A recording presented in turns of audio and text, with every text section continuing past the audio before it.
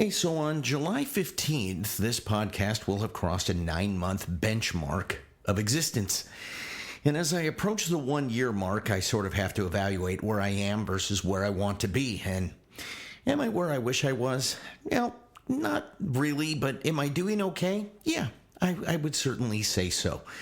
I told myself I was going to give the podcast a good 2 years before I decided on an up or down disposition, and that can be reevaluated as we go along, of course. This is where trying to constantly rejig the podcast to meet different needs comes in. Thus far, I'm basically one time a week, fairly dependable with a digestible episode, and then 6 or 7 days of silence. So what I want to do, and I think I mentioned this, is I'd like to drop a midweek show, even if it's only, 3, 4, 5 minutes long, with a lot less research involved. If I were capable of 5 days a week as a show, I would do it. But classic economics, the workaday requirements of life, and the fact that this podcast makes zero money so far means I'm outfitted with limited time to compile a subject, then bullet dot the main points, and then record it. So I'm hoping to be posting more frequently to see if this generates a traffic inertia of its own, and thus the midweek posting idea anyway. And I don't know how consistent I'm going to be, but I am going to continue to ask for your support. And thankfully for you, I'm not asking for monetary support, but through the word of mouth and reviews. If you could please text the show to someone who might like it, please do. If you really like the show, would you mind just sharing it with someone who you don't think knows about it and might get a kick out of it? Although I'm aware those platforms are algorithmically predicated to make sure a lone wolf podcaster like myself really can't get very much exposure without having to pay them like some corner street pimp just to get an open channel. Writing a review on Apple and Spotify is worth its weight in gold. If you can, please do me a solid. Go there, give me some stars, give me some love. Go over there and write a quick review. If you like the show, no matter what, it makes a world of difference. Thank you. I appreciate it. So basically, I don't really have a midweek sort of show. This is like pre-4th of July. I'm recording this actually on July 3rd in the evening. So if you're listening to this on the 4th of July, happy 4th to you. Happy Independence Day to you. I just was scouring the news, and just a couple of things came out at me, and I'm actually basically going to take my material from the printed material online. So I'll be kind of reading from the news stories a little bit. One of them is pretty cool, and the other is frankly appalling. First is the cool part. Apparently, and this is going to seem like it's a brand new headline because media cycles sort of work as if something you see is like a brand new revelatory moment, and many, many times it absolutely isn't. And as I did just the modicum of research here, I found out that was indeed the case. So let's just come down to brass tacks. There is yet another possibility that the long-lost aircraft and whereabouts of Amelia Earhart could be a solved issue.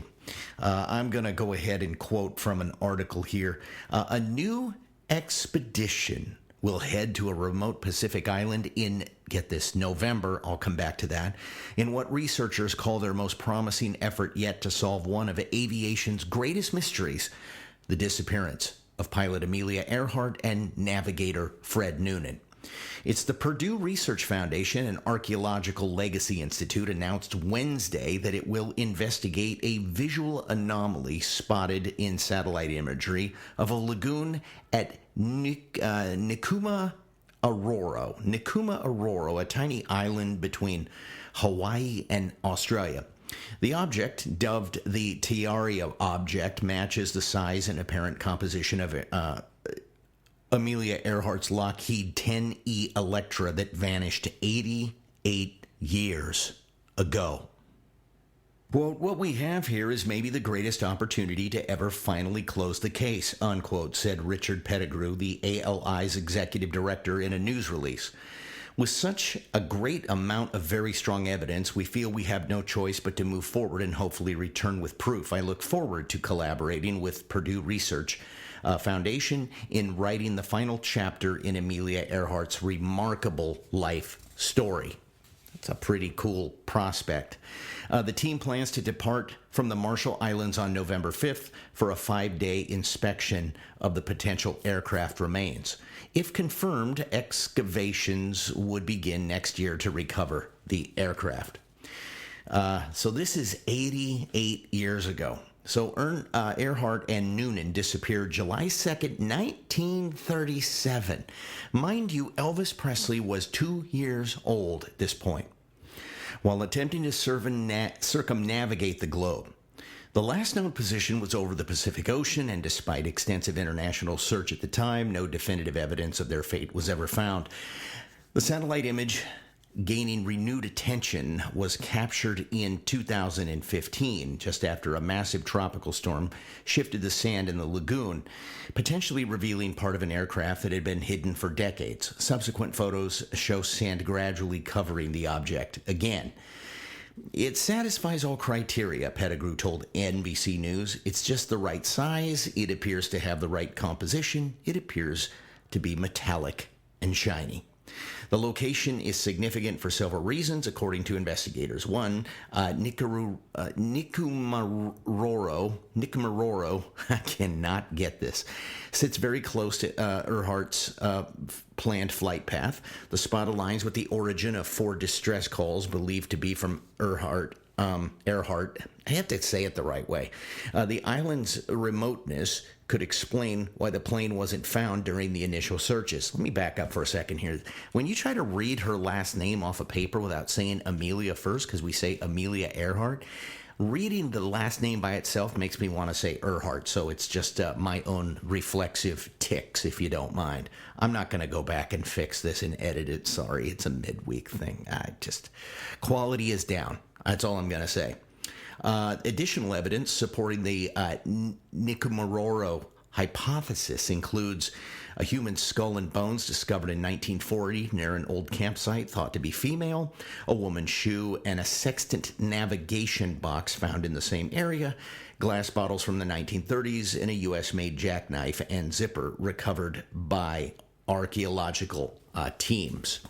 So you have that circumstantial evidence. Let's see here. Oh, yeah.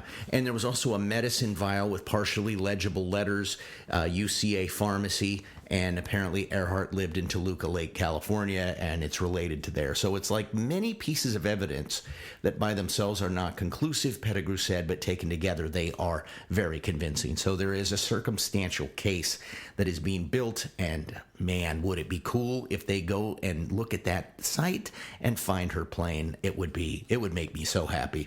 Just as an American, just as a matter of historical inflection point. And if they do, I'm going to come back and I'm going to tell her story. I may just tell her story anyway because she's got such a great and interesting and varied story, and just a cool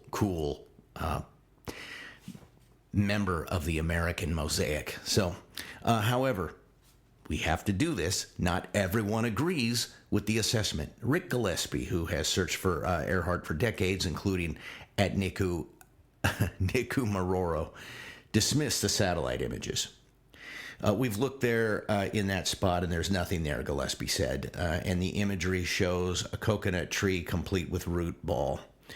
The expedition, this has got that Adam ruins everything sort of vibe to it, and he might be right, and if he is, then great, he's right, but if not, I would like to just slap him right across his mouth. Anyway, the expedition has special significance for Purdue University, where Earhart worked as a faculty member. The Purdue Research Foundation has provided funding to develop the airplane for her around-the-world attempt. Quote, "We believe we owe it to Amelia and her legacy at Purdue to fulfill her wishes, if possible, to bring the Electra back to Purdue," said Stephen Schultz, Senior Vice President and General Counsel of Purdue University. All right, so there's kind of a pretty cool story right there, and you'll see that in your headlines, and as you're scrolling social media, it's going to show up because I guarantee you it's got an algorithmic uplift that's going to park it right into your lap. So you can read all about it. There's nothing here. I didn't even write that story. I'm just reading from another story. I just want to put this out there because it interests me. The other thing that interests me is something that, well, quite frankly, is perverse on its face. Jonestown massacre site where over 900 people died opens to, get this, tourism. Yeah, all right. So, in the Guyanese site of Jonestown massacre, where over 900 people died by mass suicide or murder in connection with the Jim Jones-led cult in 1978, it has now opened to tourism. After decades of abandonment, yeah, I bet it was abandoned, a private tourism company in the African nation of Guyana announced plans to host guided tours. Guided tours. Ladies and gentlemen, to your left, a dead body was there. Over to your right, a dead body was there. If you look out the back without disembarking off the vehicle, you will see a giant bin where the Kool-Aid was. Okay, anyway, so after decades of abandonment, blah, blah, blah, they're going to host the tours, and it's a decision that has been met with, get this, controversy. No kidding. No kidding. We think it is about time. This happens all over the world. Rose Sechuan, director of Wanderhurst Adventures, the tourism company providing the tour, spared no expense, told the Associated Press back in 2024, we have multiple examples of dark, morbid tourism around the world. That's actually really true, and including Auschwitz and the Holocaust Museum. So maybe I'm just using this as a point of departure because it's not... I don't know what there is to see, although there was some other things that happened in that incident that are quite interesting. And the fact that Jim Jones was not a right-wing Pentecostal preacher. He was a left-wing socialist that screamed over a mic and had a suicide pact.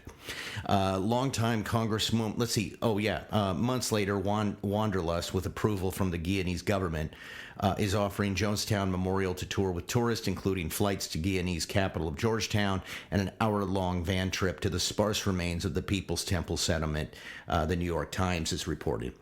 Longtime Congresswoman Jackie Spear, who survived a 1978 attack in Guyana, was shot multiple times while serving as an aide to U.S. Congressman Leo Ryan, who was killed by the People's Temple members when he traveled to Guyana to investigate claims of people being held against their will, among those who protested Wanderlust's decision. I am horrified because it doesn't deserve to be a tourist attraction, Spear told KTVU in December.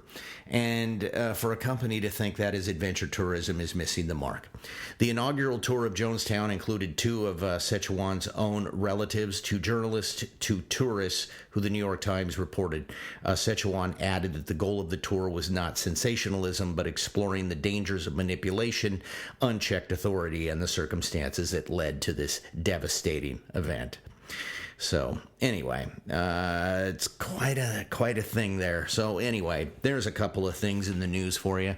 So if you want to go visit Jonestown, I manage you could probably get your passport dialed up and, that's a sad story. And by the way, if you do any research on the Jonestown suicide pact, you will discover very morbidly that there is an audio recording of the whole thing. And it is quite disturbing because you can hear people in the background crying and dying, including children. So on that happy note, go read the news. Things are popping, that's for sure. And this is box number 7.